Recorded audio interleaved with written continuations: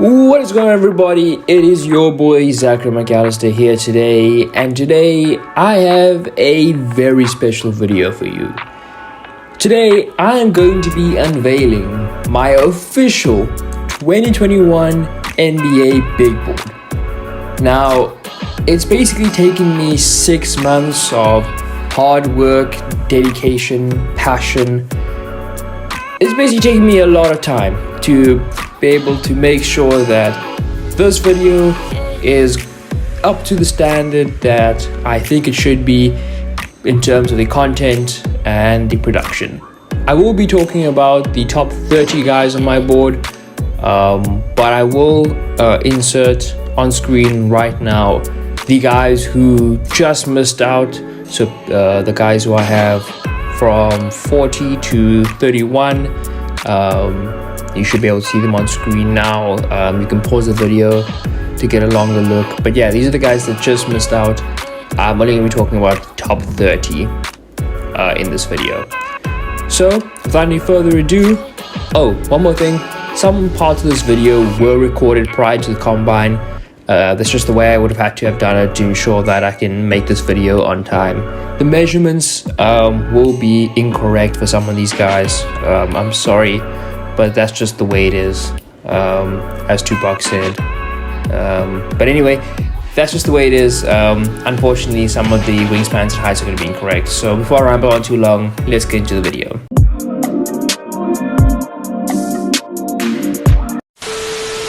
Let's start with tier 5. These are guys that I think could potentially be role players in the NBA. At number 30, I have Sharif Cooper out of Auburn.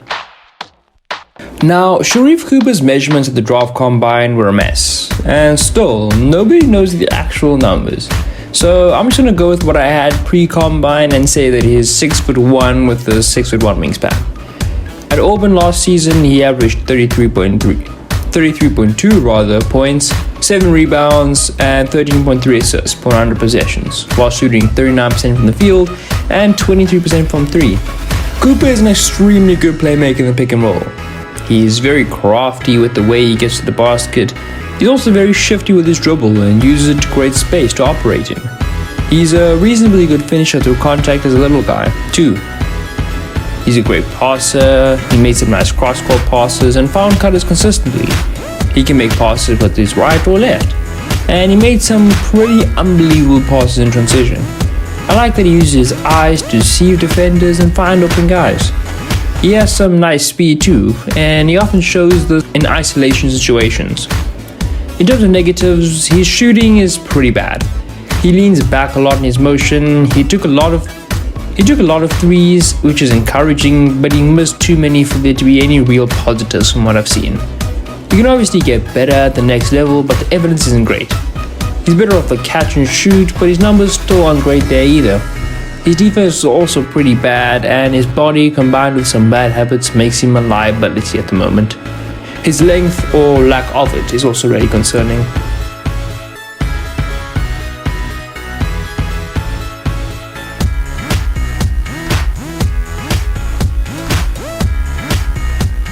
At number 29, I have Trey Murphy out of Virginia. Murphy is 6'9" with a 6'1" wingspan. At Virginia last season, he averaged 25.1 points, 7.6 rebounds, and 2.7 assists per 100 possessions. He also shot 50% from the field and 43% from 3. Murphy is a shooter. He shot it really well off the catch. His mechanics are really smooth, his release is quick, and his length allows him to shoot it from really high. He was particularly good from the corners. There was even some range on his threes. He understood his role really well and only took high percentage shots. He's also a good on-ball defender and showed some versatility here as well. There's potential for him to guard positions 1 through 4. He's really agile on his feet and his length swallows up smaller guys. He also stays with guys off the ball. Overall, he projects to be a good shooter and defender. However, there are some negatives. There's really no self-creation for Murphy. To be honest, there's no real creation at all. He had to be spoon-fed to get most of his shots, and he didn't really provide any offensive value outside of his shooting and the gravity that comes with that. The rebound numbers were also bad, and that concerns me if he's going to play at the 4. And he will also need to improve his strength to be able to hang with bigger NBA athletes.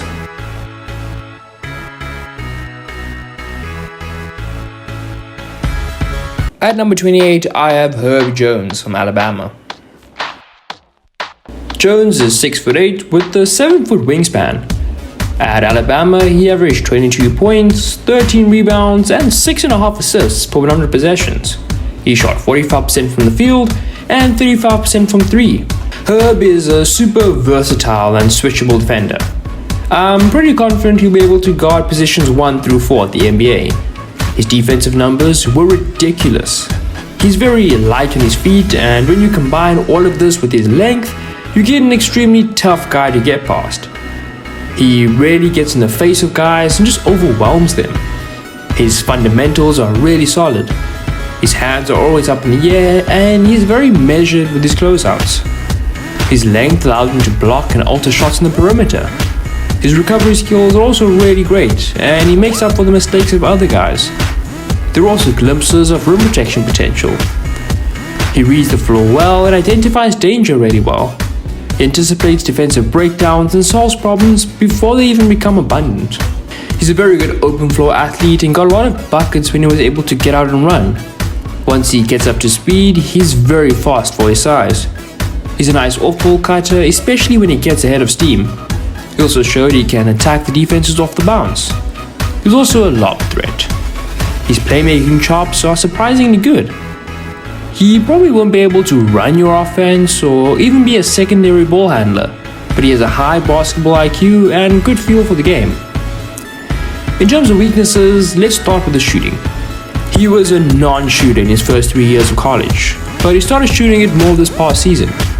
He still only shot 35% from 3 and only made 20 all season. Still, I think there's more room to grow with his shot, and I wouldn't be surprised if he becomes a guy who can hit open shots at some point at the NBA level. The mechanics aren't great, but again, this is early in his shooting journey, so I think he has a much more malleable shot than most guys. The jumper is definitely key to his ceiling, and if it doesn't come, he's probably just a situational lockdown guy. He is also very left-hand dominant, and teams could expose this at the next level.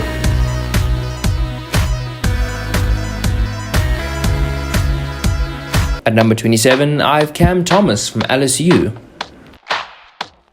Cam Thomas is 6'4", and in his freshman season at LSU, he averaged 37.3 points, 5.5 rebounds, and 2.3 assists per 100 possessions. He also shot 41% from the field and 33% from 3. Thomas is an exceptional scorer. He has that microwave ability and is up there with the best in his class as a scorer when he gets hot. He leans heavily on his jumper, and most of the scoring comes from 3 or in the mid-range. He's got a very good pull-up game, and his step-back jumpers were consistently good. He's a terrific scorer in isolation. He made a lot of tough shots, and is also a really good shooter while moving, and likes to take shots coming off screens and pin downs. He's a really confident shooter overall. He was also good off the catch, and relocated well to get open. In terms of negatives, he's not a good defender at all. He gets beaten easily way too often. He doesn't really read the game well on the defensive end. He lacks the required intensity and engagement to be an average defender, and he falls asleep off the ball all too often. He might be a liability in the short term at the next level. He also provides zero playmaking. He doesn't seem like a fun guy to play with in that respect. He's also not a great finisher at the rim, and you generally don't see big-time scorers living off jumpers exclusively.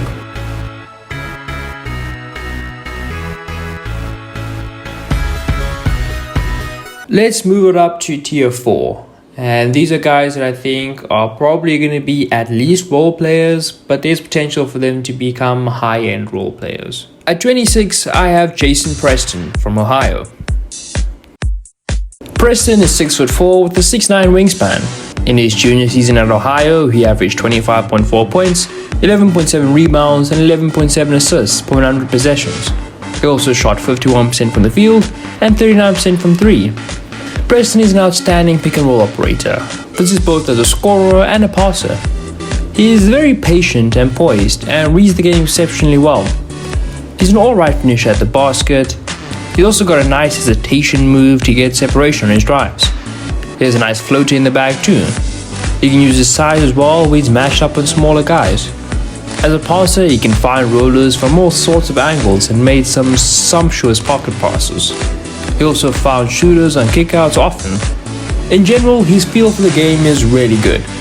He has a natural understanding of the game on the offensive end and a high base basketball IQ. In terms of the shots, look, I get the free throw shooting is awful, I see it, and it is a concern, but he did shoot it well from 3 2 years in a row now. He shot 41% last year and 39% this year. Now the volume wasn't huge, but I think there's at least hope. His numbers were also better off the catch, which means there could be some off-ball potential here. The mechanics aren't terrible, but not perfect. Ultimately, I'm conflicted on where I stand with the jumper. Defensively, he's alright.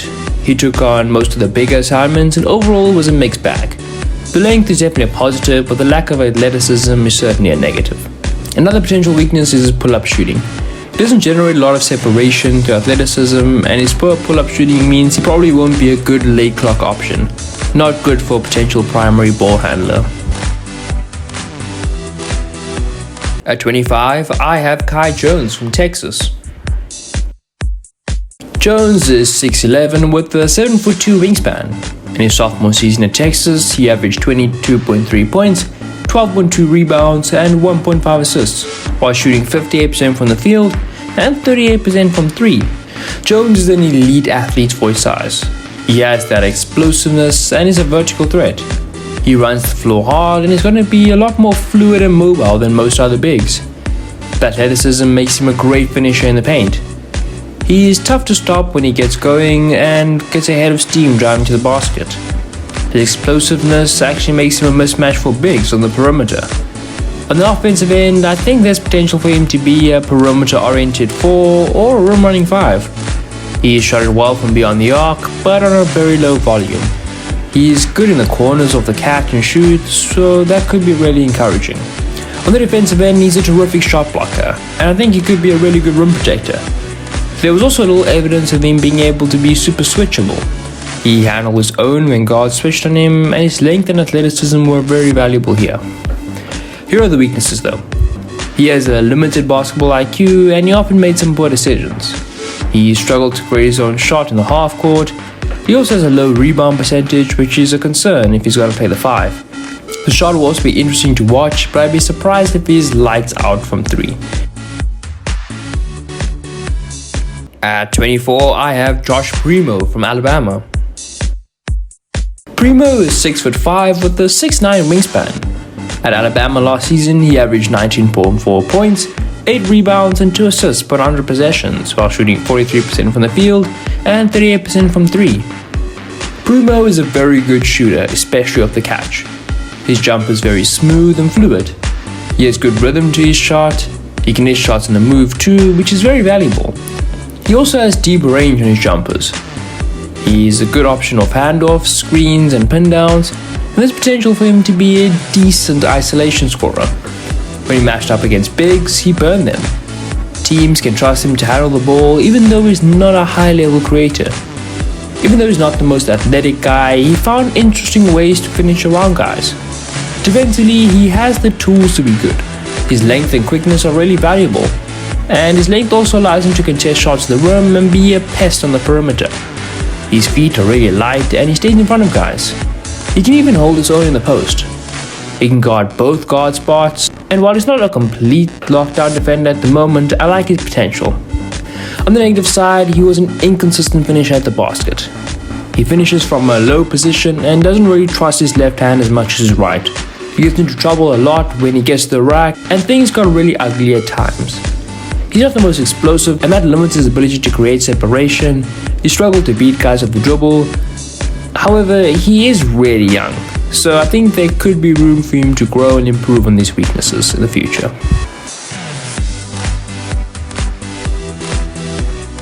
At 23, I have Isaiah Jackson from Kentucky. Jackson is 6'10" with a 7'2" wingspan. At Kentucky last year, he averaged 23 points, 18 rebounds, and 2 assists per 100 possessions, while shooting 54% from the field. The most appealing part of his game is his athleticism. He's really fluid and glides around the court. He's a great vertical athlete too. This shows up in the rebounding numbers, and he could be a very prolific rebounder.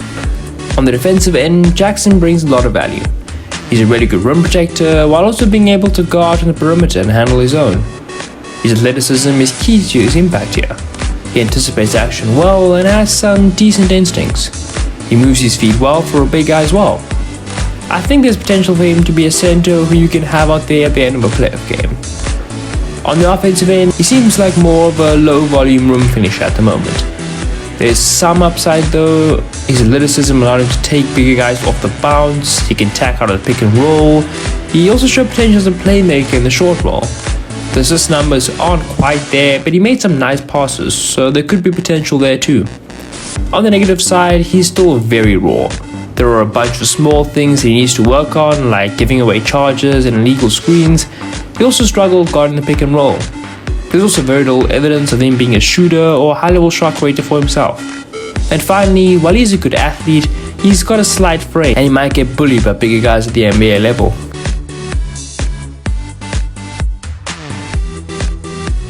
At 22, I have Trey Mann from Florida.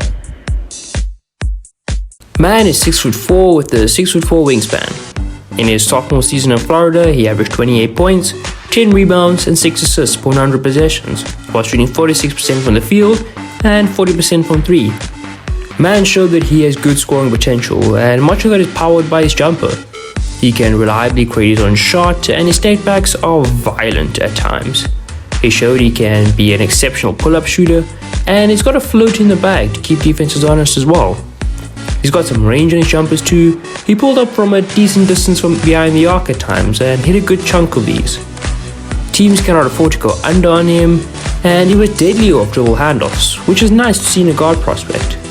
He didn't take a ton of threes off the catch, but when they did, they looked pretty good. He could potentially be an off-ball threat. All of this opens up his passing ability. He operated the pick and roll very well at Florida. He found roll men consistently and made good decisions with regularity. He found corner shooters on a regular basis too, and made some nice passes on the move. There are some negatives though. He wasn't the best at handling pressure from defenses. Things became nightmarish when he encountered traps.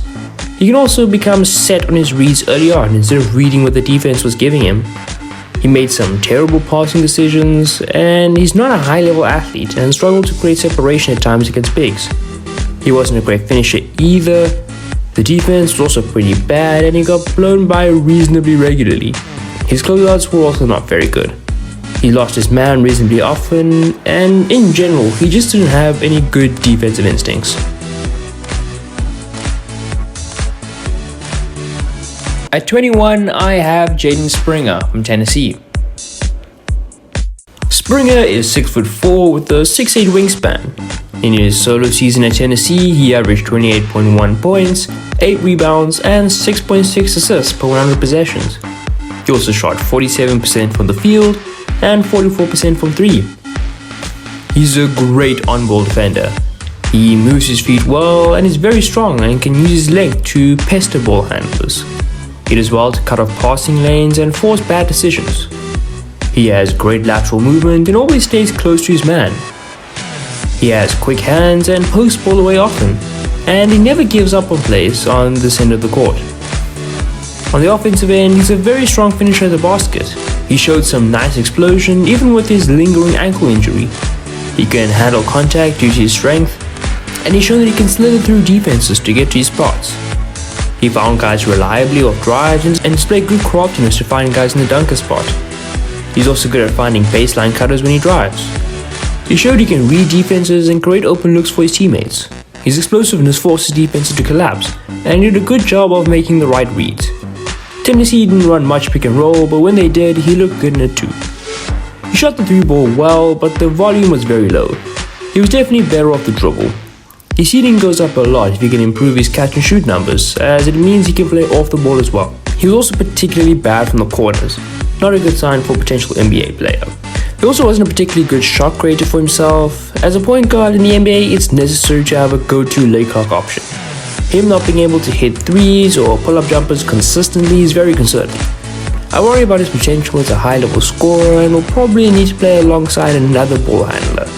This makes the need for him to develop his shot off the catch even more important.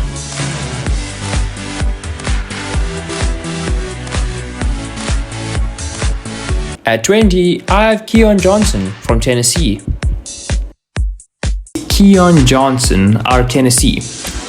Johnson is 6'5" with a 6'8" wingspan, and in his solo season in college, he averaged 25.9 points, 8 rebounds, and 5.7 assists per 100 possessions. He also shot 44.9% from the field and 27.1% from 3. Johnson is very athletic at the rim and can get upstairs to throw it down. He is also good at attacking the rim off the catch, although he doesn't have a particularly great first step, and for all his vertical athleticism, he struggled to get separation. He also struggled with contact and sometimes won't fully commit to attacking the rim. He loves the mid-range though. He's shown the ability to create his own shots, a good sign for someone who could potentially be a high-level scorer in the future. He likes the turnaround jumper as well, and can throw these in when he's in the post. For all the good he gives with the mid-range shot, he takes a lot of it away with the three-point shot. He took a few and made considerably fewer. For a guard ranked as highly as he is, this is a big concern, and if it doesn't come along, it'll definitely put a ceiling on how good he can be as a scorer. Even off the catch, it's still not great. His cutting off the ball is very intelligent as well. He's good in transition and can use his speed and athleticism here. He also throws in a couple in and out dribbles and hezzies to help him get to the basket. His athleticism translates to the defensive end as well.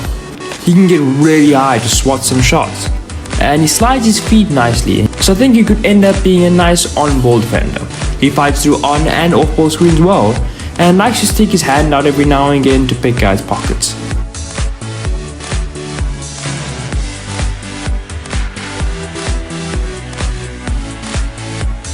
At 19, I have Davion Mitchell from Baylor. Davion Mitchell.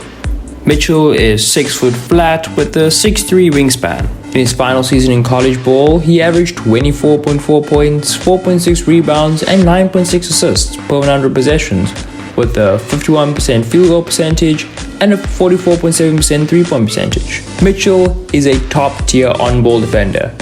He showed great lateral quickness on the perimeter, and he really just gets in the face of ball handlers and makes them uncomfortable. He's stout physically despite being a smaller guard, and has really active hands and managed to grab cookies out of the cookie jar on a consistent basis. He closes out well and does so in a controlled manner. He's also developed into a decent playmaker, having nearly doubled his assist count from his redshirt freshman season. The first step is also there, and he uses his change of pace well to really freeze defenders and get past them. He can be lethal when he has a straight line to the rim, and when he gets there, he can finish with both hands and through contact as well.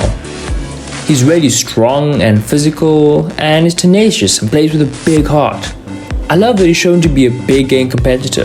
The jumper is not certified though, but it has improved every year in college, so I think it could be solid. He's better off the catch though, and does a good job of relocating to get open off the ball. Let's get to the weaknesses. He didn't get to the line a ton. That is a bit of a concern for his scoring ceiling. He's not a quick pick and ball handler too. He can miss reads and sometimes get too ambitious with his passes. His lack of height and wingspan means he's limited in terms of his defensive versatility, and that may affect his offensive game as well. He's not really good at reacting to contests and adjusting in the air. He doesn't drive to his right, and as soon as NBA defenses pick this up, it could be difficult for him. His dribble could be a little tighter as well. And finally, his free throw percentage is pretty low. And while I don't think that's a defining indicator of a good or bad shooter, as some people will have you believe, I think that combined with his poor three-point shooting number from previous years could be a cause for concern. At 18, I have Miles McBride from West Virginia. Miles McBride. McBride is 6'2" with a 6'8" wingspan. In his final season of college ball, he averaged 26.3 points, 6.5 rebounds, and 8 assists per 100 possessions, while shooting 43% from the field and 41% from 3.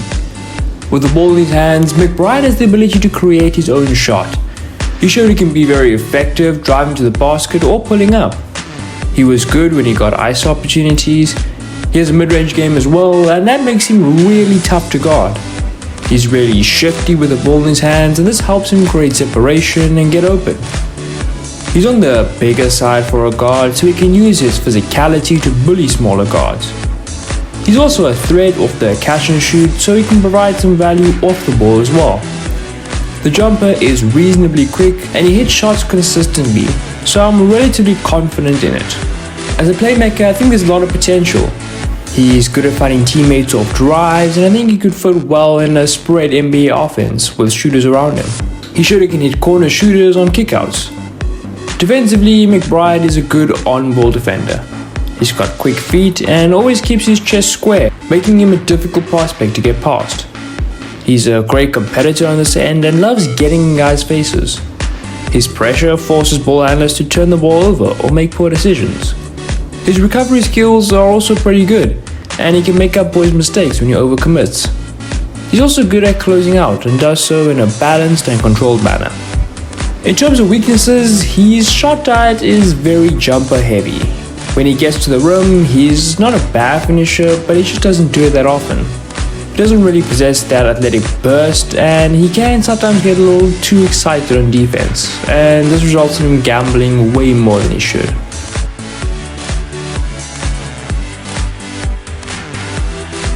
At 17, I have Jalen Johnson out of Duke. Johnson averaged 30.4 points, 16.4 rebounds, and 6 assists per 100 possessions, while shooting 52.3% from the field and 44.4% from 3. Johnson is a high-level athlete and possesses some serious lift. He's definitely a guy that can play above the basket. He's a really strong and fluid athlete. Finishing at the basket is not a problem for him, and he was able to put the ball in the basket from close range consistently, even through contact. He runs the floor hard, and his handle is exceptional for a guy that big. He's trouble for defense when he gets ahead of steam going to the basket, and his burst is very deceptive and can beat guys with the dribble. His footwork on the perimeter could use some work though. I think there's potential for him to be able to hit open threes to the next level. For now, his best hope lies in the catch and shoot though, not at the dribble. He hit long twos consistently, so I'm somewhat confident he could stretch those shots out to beyond the arc. He's a very smart passer, and he made some nice cross-court passes and found cutters regularly. He's a high IQ playmaker from the post. He can handle the ball off the grab and go, and he's so much fun to watch when he gets going in the open floor. His dribble in the half court will need some work though. The rim protection is absolutely there. He sneaks up on guys and comes up with blocks and contests consistently. He anticipates action really well. The verticality he shows on the offensive end translates to here as well. There's even some potential for him to be a small ball 5 in certain situations. Guiding guys away from the basket with the body is something he's really good at too. He's also shown that he's stout enough to defend bigger guys in the post.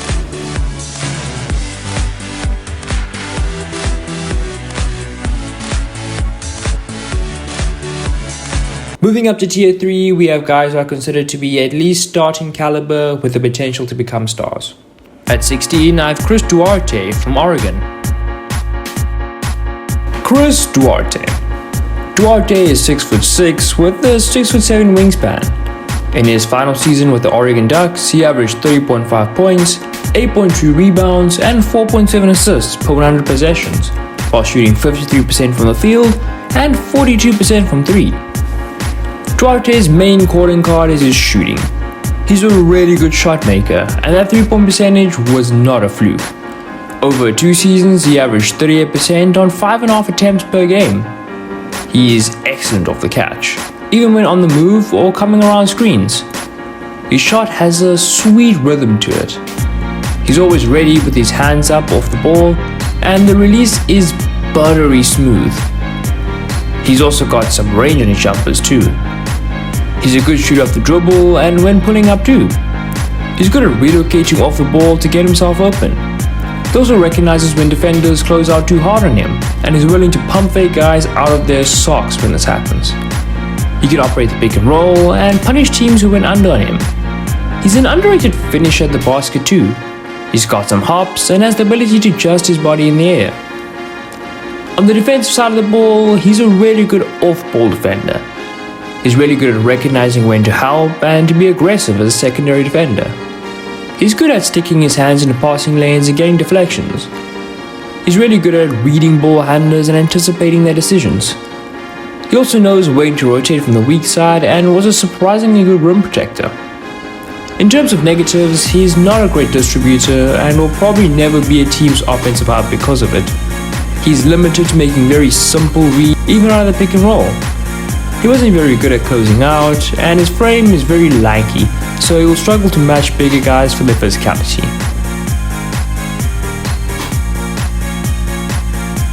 At 15, I have Corey Kispert out of Gonzaga.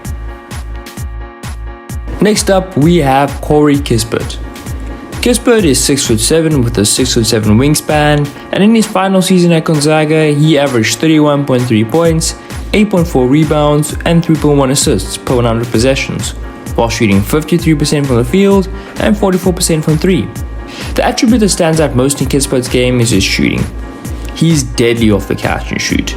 His release is really quick and repeatable. I often talk about whether or not a guy's jumper is certified. Well, in this draft at least, they don't get more certified than Kispert. Contest or not, this guy nails jumpers. And if you're wondering if he's got range on his threes, I can assure you, he can get hot from deep behind the arc too. He's borderline automatic when he's left wide open.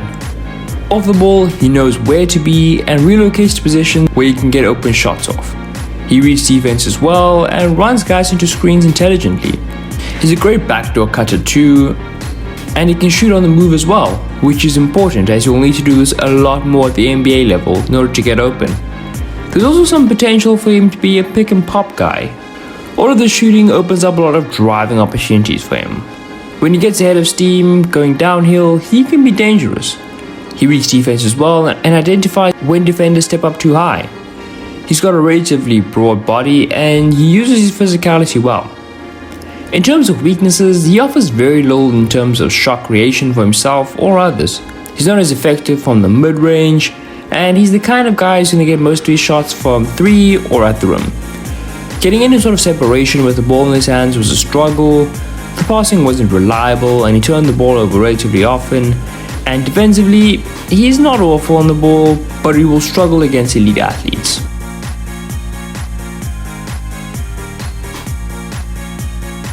At 14, I have Usman Garuba from Real Madrid. Usman Garuba. Garuba averaged 10.8 points, 10.2 rebounds, 2.1 assists per 36 minutes, and shot 46.1% from the field and 34% from 3 in the Liga ACB in Spain. The first thing you'll notice with Garuba is his heart and intensity. He showed great hustle and never gave up on plays. That's a great attribute for an NBA player to have, as it can make all the difference sometimes. He's a great shot blocker and uses his length to contest shots at the rim. He's also really versatile as a defender, being able to defend in the paint or on the perimeter. He climbed up a couple smaller guys in isolation last season. He understands angles well and he protects the heart of the paint well when ball handlers drive on him. He's also really intelligent and baits ball handlers into making poor decisions.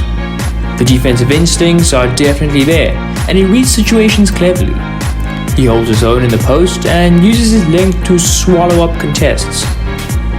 With the ball in his hands, he shows good potential as a rebound and run guy, and he creates scoring opportunities for himself and his teammates from these situations. He can also create out of the short roll, which should be very valuable in the NBA. In general, he displayed that he has a reasonably high playmaking IQ. He found cutters and kickouts from the post and made some really nice touch passes too. At the basket, he's a relatively good finisher and can finish with both hands. His athleticism comes in here, and he can be an emphatic finisher at times. He's a good pick and roll finisher, and he absorbs contact well. He's also good at catching and going straight up, and he does so well even through traffic. He's also a very active cutter. In terms of negatives, let's start with his shooting. To be honest, it wasn't great. The form doesn't look good, and the percentages back that up. His shots have a very low arc, and his release is really slow. While he's quick once he gets going, he doesn't have a great burst of speed. His dribble isn't that tight either, so I don't think he'll be much of a creator in the half court.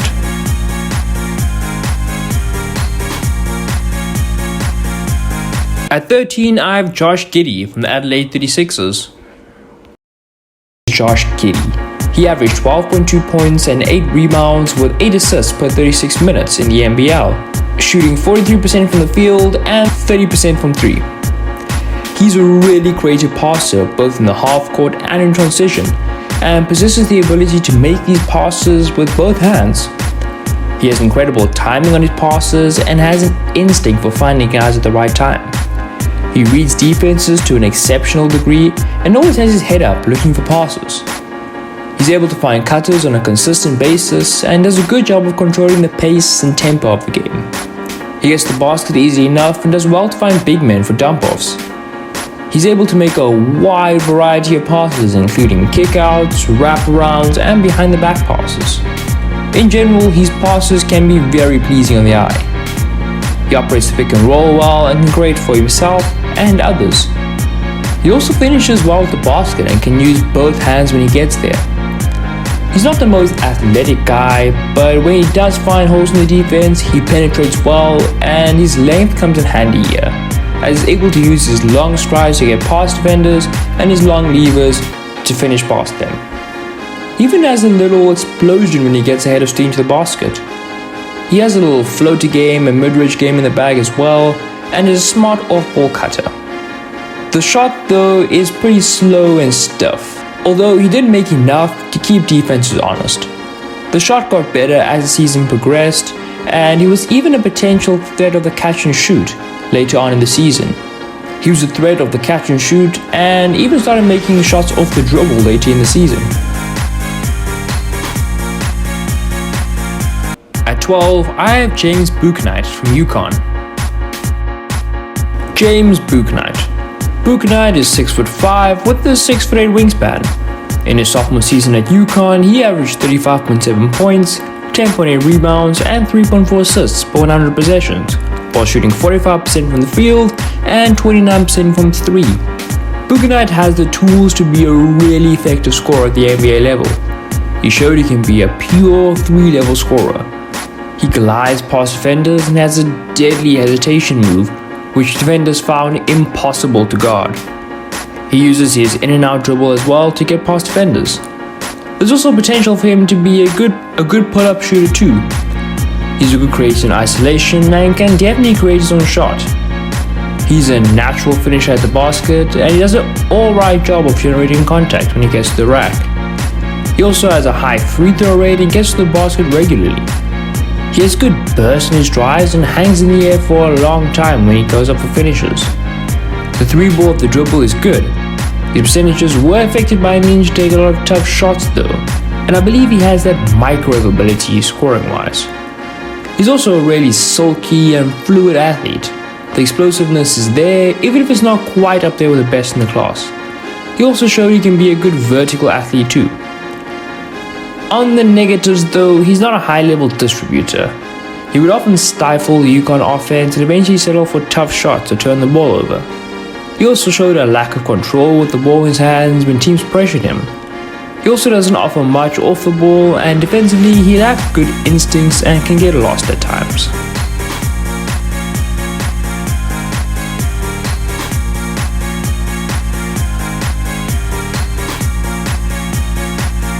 At 11, I have Franz Wagner from Michigan. Franz Wagner. Wagner is 6'9" with a 6'11" wingspan. In his sophomore season with Michigan, he averaged 23.2 points, 12.2 rebounds, and 5.6 assists per 100 possessions, with a 48% field goal percentage and 34% from 3. Wagner has a big body, but he's extremely light on his feet. He can even switch onto guards at times. This makes him extremely valuable. He has good defensive awareness and instincts, and can combine his quick feet and active hands with great length to be a pest on the perimeter. Off the ball, he's good at recognizing and blocking passing lanes. He also closes out well and is a smart help defender, and even showed some potential as a rim protector. He's accustomed to playing in a drop coverage system. He does a good job of chasing around screens to stay with shooters too. On the ball, he can handle the ball well for his size. He shows good energy, plays hard, and does all the little things. He's also a great passer, and made some nice pocket passes and finds rollers well in the pick and roll. The jump shot looks alright, and there's a decent chance it will translate. These shots will need to be very open though, and he's more likely to take threes off the dribble than off the catch. He's very right-hand dominated at the rim, and just does not attack the rim with his left hand. The biggest concern with him for me though is his high-level shot creation ability and scoring upside.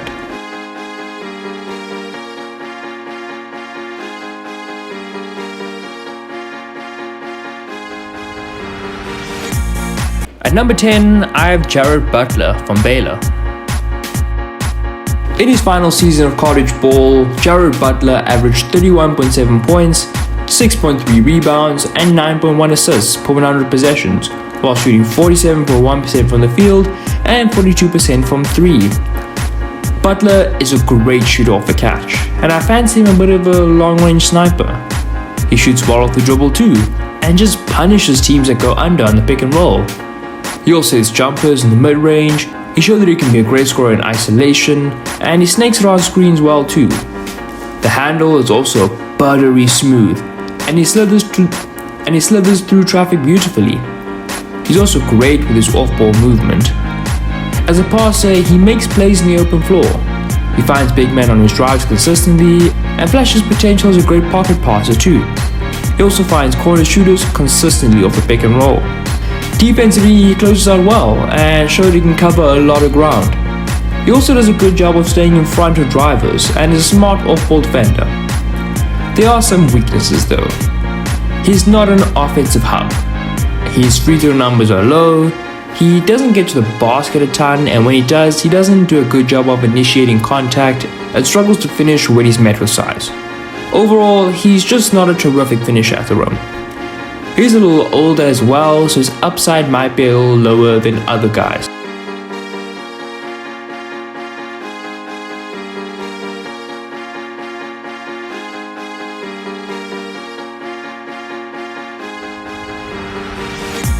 At number 9, I have Moses Moody from Arkansas. Moses Moody.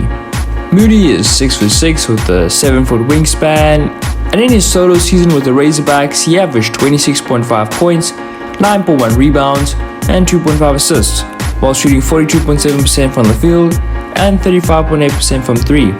The first place to start with Moody is his jumper, because boy is it a thing of beauty. It's really smooth and repeatable and has a really high release point. He can hit threes from all around the arc. His hands are always in a position to receive a pass and get into his shooting motion. To top it all off, he wasn't fazed by contests and hit more than a decent amount straight over guys. His length is a big bonus in this regard. By the way, he's got some range on his threes too. He uses his jab step to really throw defenders off, and is a good pull-up shooter too. He demonstrates this a lot in transition, and it's a great way to keep defenses honest when getting back. He's an extremely effective off-ball player, and his ability as a shooter means he draws a lot of the defense's attention. He naturally flows into great shooting positions. He's also a high-level shot creator and made more than a few tough shots. He's not a great finisher at the rim, and is clearly not a fan of contact. He showed potential as a playmaker of drives and penetration, and he also has good potential as an on-ball point of attack defender. He utilized his length well to contest shots, and he's even shown really good potential as a rim protector and a good team defender too. He's not a great athlete though, and doesn't possess a good quick first step.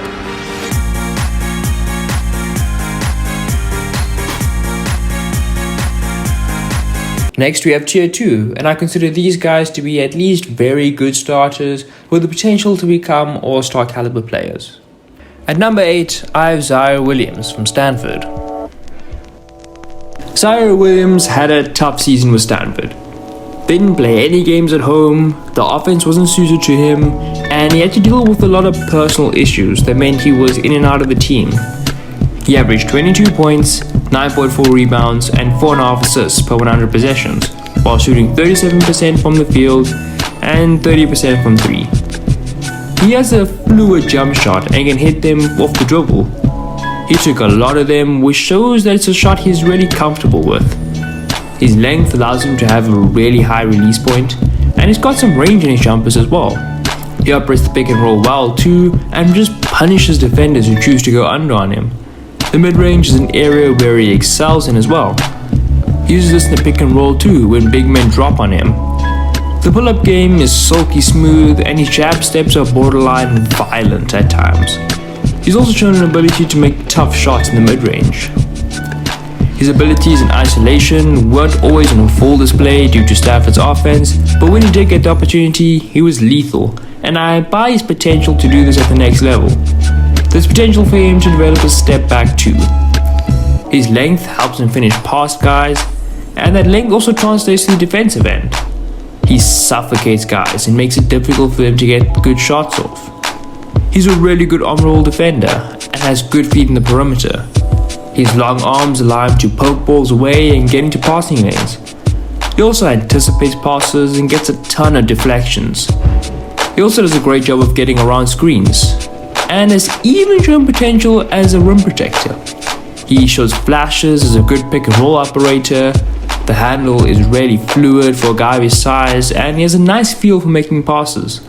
He made some clever kick-out passes, and his height allows him to access passing angles smaller guys simply aren't able to. Here are the weaknesses though. The shot looks good, but blows hot and cold from game to game. He did take a ton of tough shots.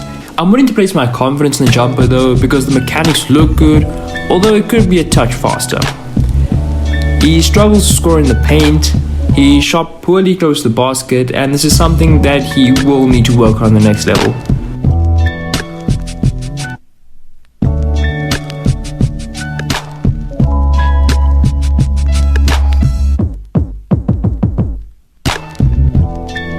At number 7, I have Jonathan Kuminga from the G League Ignite team.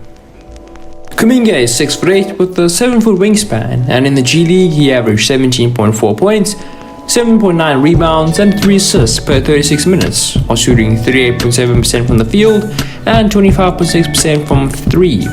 When we look at the tape, it's immediately evident that he loves the post/elbow region and was a really effective scorer when he got in these positions. He possesses the speed and athleticism to beat bigger guys off the dribble.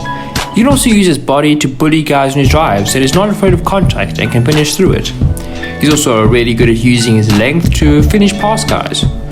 While his length is a big advantage when finishing, he has shown some craftiness, displaying some fake shots and creativity around the basket. This has resulted in him getting fouled a ton, which was another great source of offense for him. He's a really good player in the pick and roll, both as a ball handler and roller. He also has a bit of a mid-range game in the bag too. This isn't enough for me to give the jump shot a passing grade though. He's very inconsistent from downtown, and I suspect there's an issue with his feet that's causing much of this. He's a passable ball handler, but his long strides help him make up for any deficiencies in this area. He makes jumping look easy, and he's thrown down some almighty dunks. He is also a great lob threat and recognizes situations where this can be utilized really well. He's not as bad a distributor as his critics will have you believe. He made some nice passes in transition. He also made quite a few bad decisions though, which led to turnovers, and he showed that he can be a ball stopper at times. He's already a great shot blocker, again, using his athleticism here. His rebounding is also of a high level. With Kuminga, it's important to mention that he's still very young, and will likely be one of the youngest players in this draft class. There's still a lot of development ahead of this guy, and it's for that reason that I think where he lands could have a huge impact on how his career pans out.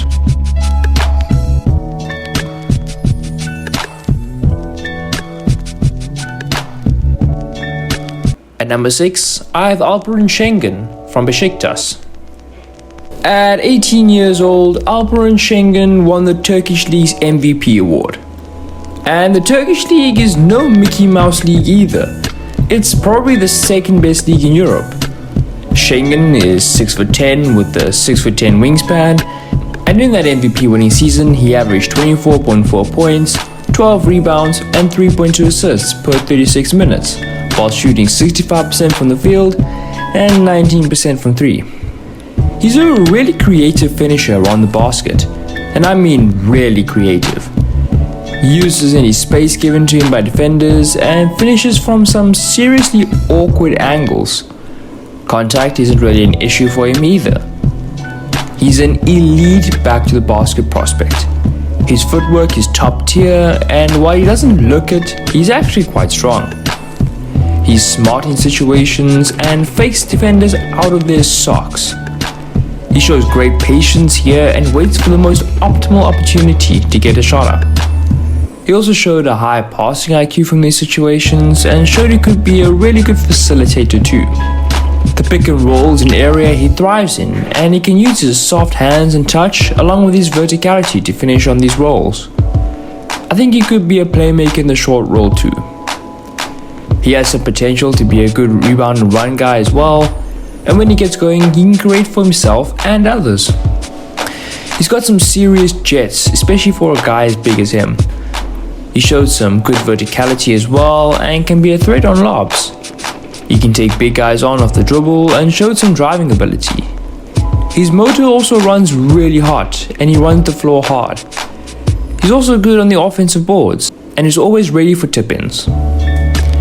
His verticality helps him protect the rim despite his height, and he has a good understanding of angles and uses his body well to direct drivers wherever he wants them to go.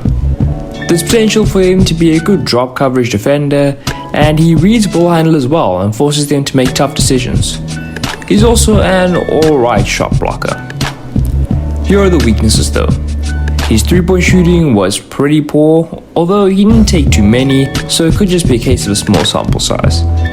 He didn't take many jumpers inside the arc either. Despite his speed in the open floor and verticality, he's not the most athletic or explosive. He lacks the quick twitch athleticism that most NBA guys have. Things also get ugly for him when his defensive assignment is on the perimeter.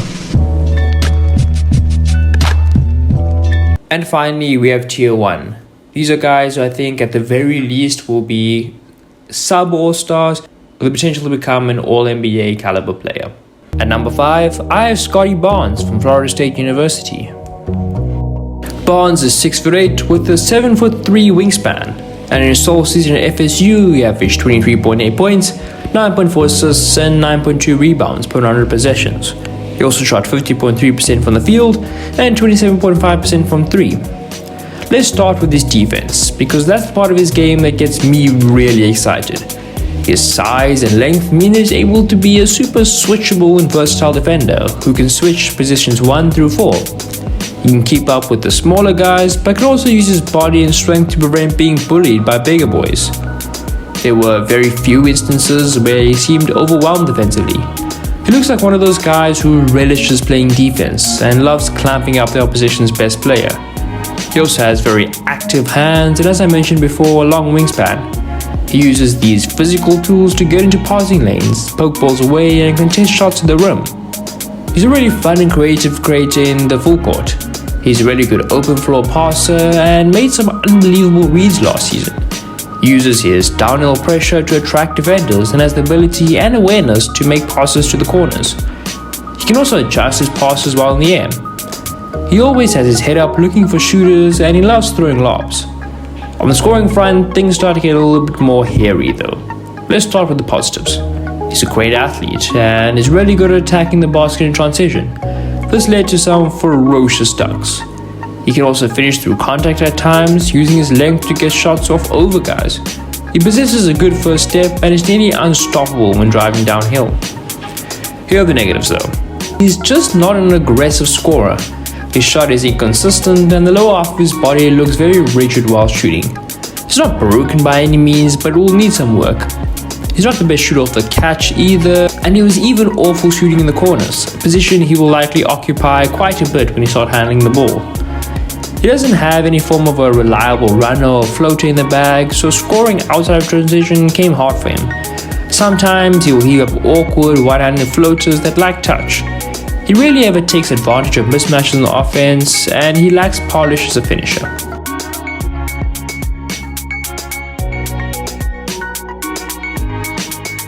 At number 4, I have Jalen Suggs from Gonzaga. Suggs is 6'4" with a 6'5" wingspan, and in college he averaged 26.6 points, 9.9 rebounds, and 7.4 assists per 100 possessions.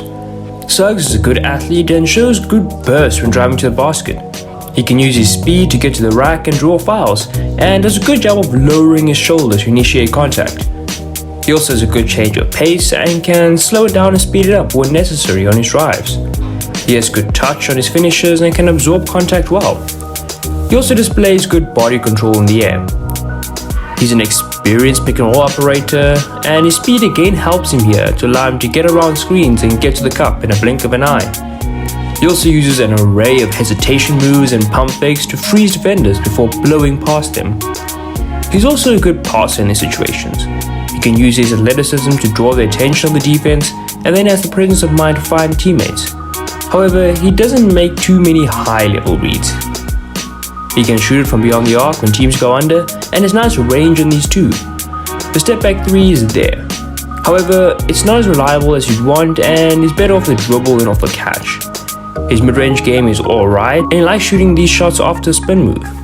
He's a good scorer and playmaker in transition, and I believe he might be able to play off the ball as he's a really intelligent cutter. He can even be a lob threat at times. He shows really good hustle on defense and plays hard all the time. He combines his athleticism and anticipation to be a menace on the defensive end, although he can gamble a little too much sometimes. He has very active and quick hands and even shows potential as a shot blocker. To put the cherry on top of it all, he makes a lot of really good winning plays.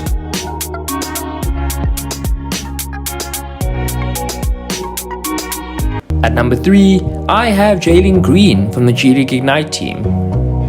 Green is 6'6" with a 6'8" wingspan. In the G League, he averaged 20.2 points, 4.6 rebounds, and 3.2 assists per 36 minutes, while shooting 46% from the field and 36.5% from 3. Green is an amazing athlete. He's a vertical threat and can get upstairs with ease. The jump shot passes the test. He can hit them from beyond the arc, off the catch, or off the dribble. He possesses a deadly step-back 3. However, his efficiency can come and go from game to game. He has a deep bag of tricks which he can use to get open. He is a high-level finisher and is really creative when he gets to the rim. He's able to slither past defenders and avoid contact. If contact is made, however, he's a terrific free throw shooter.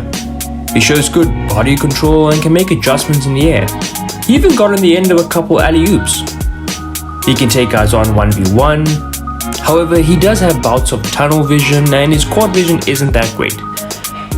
He will miss open reads and force up bad shots.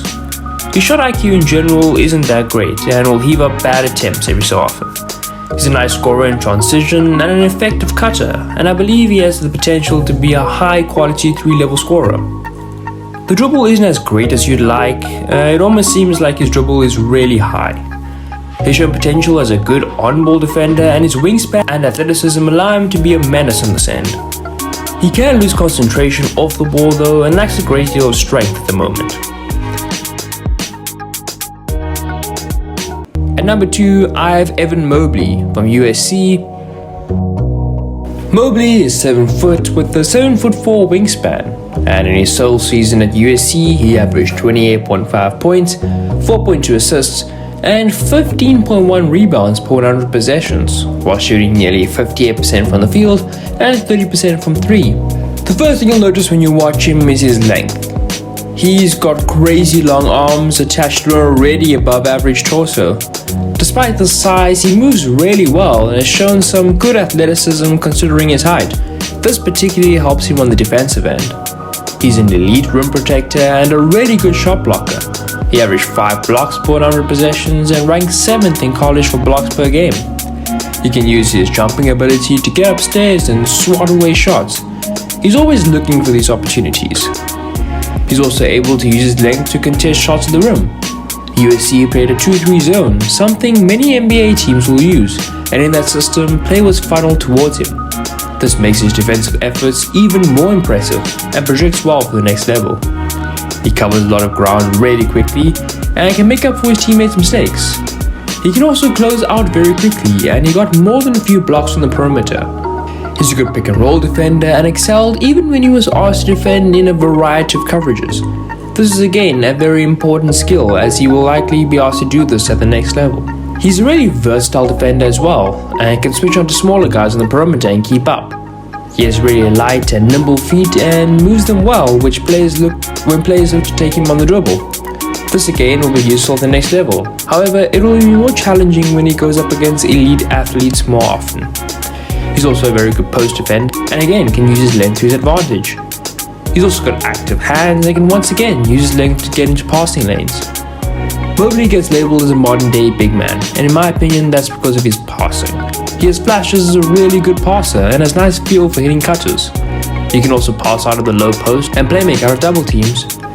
He has nice court vision and is really good at kicking the ball cross court to shooters. He can drive off the dribble and is really good burst for a big guy. He's a good finisher and can use both hands. I like his hook shot, but the touch can be inconsistent. The fadeaway is there, but again is somewhat inconsistent, while the floater game is a bit better and he can shoot these with both hands. He's a really good roller in the pick and roll and can get upstairs to finish lobs. However, he isn't an aggressive scorer, and there's a chance he could be a really frustrating offensive player. The jump shot is iffy. He does this thing where his right foot is in front of his left, and overall it's slower than you'd like. There's hope, but it is inconsistent at this moment. Teams dared him to shoot from the mid-range and from 3, and this affected USC's offense. He will also need to full out more when he gets to the next level. Something that really stood out for me was how smart he is. He doesn't ever look super lost, and it's all about the little things. He almost always made the right play. And finally, the number one guy on my big board is Cade Cunningham from Oklahoma State University. Cunningham is 6'8" with a 7-foot wingspan, and in his solitary season in college, he averaged 31.2 points, 9.6 rebounds, and 5.4 assists per 100 possessions, while shooting nearly 44% from the field and a terrific 40% from 3. I should probably start off by saying that Cade can do it all. He can shoot, pass, rebound, and defend, all to a good or elite level when compared to his peers. The natural place to start though is at his passing. Don't let that assist figure fool you. He's a far better passer than the number suggests. Let's start off with the way he operates the pick and roll. He's always been somewhat of a savant on these when compared to his peers, even going back to high school. He's comfortable waiting for players to develop and then finding the best option. He rarely seems rushed or flustered, a great sign for a budding ball handler. He's a good open floor passer too and shows confidence, composure, and creativity in transition. Teams started throwing traps and double teams at Cunningham as the season progressed. However, he seemed comfortable handling them and got out of those situations with regularity. Scoring-wise, the jump shot passes the test. That 40% from 3 was not a fluke. He took nearly 9 a game, and boy did they look beautiful. I'd be very surprised if he wasn't a high-level shooter at the NBA level. I mean, this guy has been hitting step-back contested threes with consistency throughout the entire season. He can also hit jumpers off the dribble, going either way, and off the catch. The jump shot remains reliable when it's inside the arc as well, as he's a good mid-range shooter and can hit fadeaways as well. Like I mentioned before, he's a terrific pick-and-roll operator, and when defenses hedge against him, he made them pay at a ridiculous rate. This reputation as a shooter means defenses will eventually be forced to respect him. He's also a very good finisher through contact, and has nice touch around the rim. He can also hit a variety of little hook shots over smaller defenders. He's also happy to post up on mismatches, and again, his patience is visible. He's also an unbelievable isolation scorer. This is where that step-back J is particularly deadly. I believe he has great potential to be a 3-level scorer, while he does lack a great deal of acceleration though, and can struggle to beat players with the dribble. What stood out immediately to me was his on-court leadership. He's constantly pointing and directing players to do certain things or to go to certain places, almost like an orchestra conductor. This on-court coaching also transferred to his defense, where he was a versatile on-ball and team defender. He also possesses good awareness on that end and anticipates opposition drives. He knows when to rotate and is quick to identify backdoor cuts. Due to his physical tools, he can guard a variety of positions. He's even shown potential as a rim protector. However, his athleticism limits him in this respect.